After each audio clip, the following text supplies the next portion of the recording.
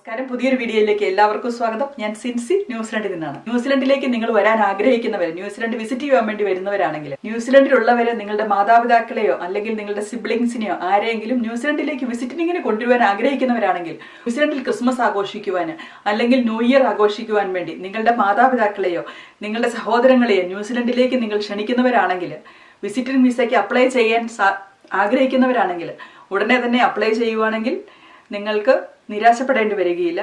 ഈ summer ഹോളിഡേയ്സിൽ 260,000 application പ്രതീക്ഷിക്കുന്നുവെന്നാണ് New Zealand immigration പറഞ്ഞിരിക്കുന്നത്. അതുകൊണ്ട് നിങ്ങൾ പെട്ടെന്ന് അപ്ലൈ ചെയ്തില്ലെങ്കിൽ ചിലപ്പോൾ നിങ്ങൾക്ക് സമയത്ത് ന്യൂസിലൻഡിലേക്ക് കൊണ്ടുവരാൻ, അതുകൊണ്ട് ആരെങ്കിലും ന്യൂസിലൻഡ് വിസിറ്റ് ചെയ്യാൻ വേണ്ടി പ്ലാൻ ഇടുന്നുണ്ടെങ്കിൽ ഇപ്പോൾ അപ്ലൈ ചെയ്യുകയാണെങ്കിൽ നിങ്ങൾക്ക് നിരാശപ്പെടേണ്ടി വരികയില്ല. അതിന് രണ്ട് കാരണമുണ്ട്. ഒന്ന്, ബിസി ടൈമാണ്, ഹോളിഡേ ടൈമാണ്. ന്യൂസിലൻഡിലെ ഹോളിഡേ തുടങ്ങുന്നതെന്ന് പറഞ്ഞെങ്കിൽ ഡിസംബർ 2nd വീക്കോടുകൂടി ന്യൂസിലൻഡിലെ സ്കൂൾ ഹോളിഡേ തുടങ്ങുകയും ജനുവരി അവസാനത്തെ ആഴ്ചയോടുകൂടിയാണ് സ്കൂൾ ഹോളിഡേ തീരുകയും ചെയ്യുന്നത്.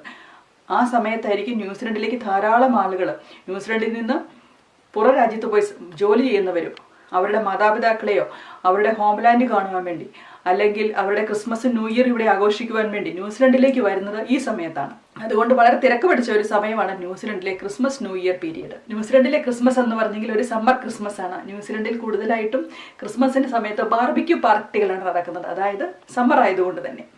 അപ്പം അമേരിക്കയിലും യൂറോപ്പിലും ഒക്കെ ഉള്ളവർക്കറിയാം, നിങ്ങൾ എപ്പോഴും തണുത്ത് പറച്ച് ക്രിസ്മസ് കൂടുമ്പോൾ ഞങ്ങളിവിടെ ഒരു ചൂടത്താണ് ക്രിസ്മസ് കൂടുന്നത്. ക്രിസ്മസിനോ ന്യൂ ഇയറിനോ ആയിട്ട് നിങ്ങൾ ന്യൂസിലൻഡ് വിസിറ്റ് ചെയ്യാൻ പ്ലാൻ ഇടുന്നവരാണെങ്കിൽ ഒക്ടോബർ 15 മുമ്പിലെങ്കിലും നിങ്ങൾ ആപ്ലിക്കേഷൻ സബ്മിറ്റ് ചെയ്യുന്നത് വളരെ ഉപകാരപ്രദമായിരിക്കും. നിങ്ങൾക്ക് ഒരിക്കലും നിരാശപ്പെടേണ്ടി വരികയില്ല. ചിലപ്പോൾ അല്ലെങ്കിൽ ഇമിഗ്രേഷൻ ന്യൂസിലൻഡ് വളരെ തിരക്ക് അനുഭവപ്പെടുന്ന ഒരു സമയമാണ് ഈ സമയം, ഈ ഒക്ടോബർ തൊട്ട് ഒക്ടോബർ നവംബർ ഡിസംബർ മാസത്തിൽ. അതുകൊണ്ട് നിങ്ങൾ പെട്ടെന്ന് അപ്ലൈ ചെയ്യുകയാണെങ്കിൽ ഈ നിങ്ങളുടെ നിരാശ ഒഴിവാക്കാൻ സാധിക്കും.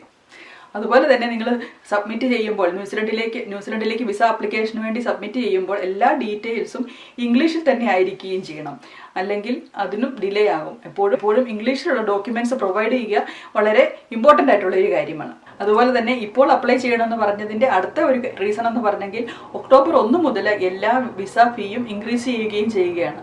എല്ലാ വിസ ഫീയും ഇരട്ടിയോളം ആവുകയാണ് വിസ ഫീകളെല്ലാം. അതുകൊണ്ട് തന്നെ ഒക്ടോബർ 1 മുമ്പിൽ നിങ്ങൾ അപ്ലൈ ചെയ്യുകയാണെങ്കിൽ നിങ്ങൾക്ക് വിസ ഫീ പകുതി കൊടുത്താലും മതി. അപ്പോൾ ഈ കാര്യങ്ങളെല്ലാം നിങ്ങൾക്ക് അറിയുവാൻ വേണ്ടി ന്യൂസിലൻഡ് ഇമിഗ്രേഷൻ്റെ വെബ്സൈറ്റ് നിങ്ങൾക്ക് നന്നായി ചെക്ക് ചെയ്യാവുന്നതാണ്. ന്യൂസിലൻഡ് ഇമിഗ്രേഷൻ്റെ വെബ്സൈറ്റ് ചെക്ക് ചെയ്ത് നിങ്ങൾ എല്ലാ കാര്യങ്ങളും ഉറപ്പുവരുത്തിയതിന് ശേഷം മാത്രം നിങ്ങൾ ഈ വിസയ്ക്ക് അപ്ലൈ ചെയ്യുക. അപ്പോൾ അത്രയേ ഉള്ളൂ ഇന്നത്തെ വീഡിയോ എന്ന് പറഞ്ഞാൽ. വളരെ ചെറിയൊരു വീഡിയോ ആണ്. ഈ ഒരു കാര്യം നിങ്ങളെ ഓർമ്മിപ്പിക്കാമെന്ന് ഓർത്തു. ആരെങ്കിലും അവരുടെ പേരൻസിനെയോ സഹോദരങ്ങളെ ന്യൂസിലൻഡിലേക്ക് വിസിറ്റ് ചെയ്യുവാൻ വേണ്ടി വിളിക്കുന്നുണ്ടെങ്കിൽ, അതായത് ഇൻവൈറ്റ് ചെയ്യുന്നുണ്ടെങ്കിൽ, അല്ലെങ്കിൽ ആരെങ്കിലും ന്യൂസിലൻഡിലേക്ക് വരുവാൻ വേണ്ടി പ്ലാൻ ഇടുന്നുണ്ടെങ്കിൽ ഇപ്പോൾ നിങ്ങൾ അപ്ലൈ ചെയ്യുവാണെങ്കിൽ നിങ്ങൾക്ക് ക്രിസ്മസ് ന്യൂ ഇയർ സമയത്തേക്ക് നിങ്ങൾക്ക് വിസ കിട്ടുന്നതായിരിക്കും.